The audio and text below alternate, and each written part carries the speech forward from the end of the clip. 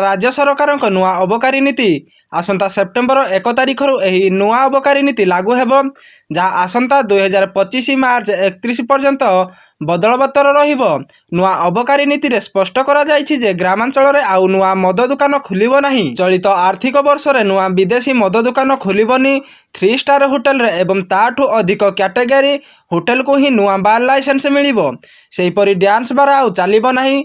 बार गुडी करे अनुमति नहीं संगीत परिवेषण करि पारिबे। कौनसी परिस्थिति रे बार रे नृत्य परिवेषण अनुमति मिलिबनी। सेहीपरि बीच रे क्याबिन खुलिबार अनुमति देवे पर्यटन विभाग। बीच सैक्सर वार्षिक लाइसेंस रे दर हेब 50,000 टंका जहाँ ओटीडीसी पाखरे पैठ करा जिवो।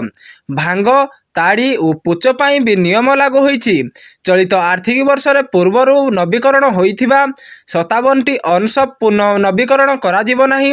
प्रतिवर्ष बद्धति हेउथिबा एमजीक्यू फैक्टर चलित वर्ष बद्धति हेबो नाही। निशा सेवन विरुद्ध रे व्यापक जनचेतन सृष्टि करिबा पई राज्य सरकार एक स्वतंत्र पांठी व्यवस्था करिसंती।